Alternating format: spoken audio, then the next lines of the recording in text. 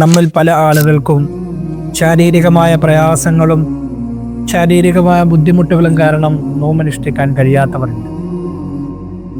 അങ്ങനെ ഹോസ്പിറ്റലുകളിലും വീടുകളിലുമായി കഴിഞ്ഞുകൂടുന്നവരുണ്ട്. അല്ലാഹു സുബ്ഹാനഹു വ തആല അവർക്കെല്ലാവർക്കും ആഫിയത്ത് നൽകി അനുഗ്രഹിക്കുമാറാകട്ടെ. ആദരവായ റസൂലുള്ളാഹി തങ്ങൾ പറഞ്ഞു, 2 അനുഗ്രഹങ്ങളെ പറ്റി മനുഷ്യൻ എപ്പോഴും വിസ്മൃതിയിലാണ്. അവനതിനെ മറന്നു കളയുകയാണ്. അതിൽ ഒന്ന് അവൻ്റെ ആരോഗ്യമാണ്, മറ്റൊന്ന് ഒഴിവു സമയമാണ്. ആരോഗ്യമുള്ള കാലഘട്ടത്തിൽ നാം ഇബാദത്തുകൾക്ക് വേണ്ടി സജീവത കാണിക്കണം. നമുക്കിപ്പോൾ ആഫിയത്തുണ്ട്, ആരോഗ്യമുണ്ട്, ഈ റമളാനിൽ നോമ്പനുഷ്ഠിക്കാൻ നമുക്ക് കഴിയുന്നുണ്ട്. എന്നാൽ അടുത്ത റമളാനിൽ നമുക്കതിനുള്ള ആരോഗ്യം ഉണ്ടാകുമോ എന്ന് ചിന്തിക്കണം. നമുക്കിന്ന് നിന്ന് നമസ്കരിക്കാനുള്ള ആഫിയത്തുണ്ട്, ആരോഗ്യമുണ്ട്. നമുക്ക് അടുത്ത റമളാനിൽ നിന്ന് നമസ്കരിക്കാനോ ഇരുന്ന് നമസ്കരിക്കാനുള്ള കഴിവുണ്ടാകുമോ എന്ന് നാം ആലോചിക്കണം.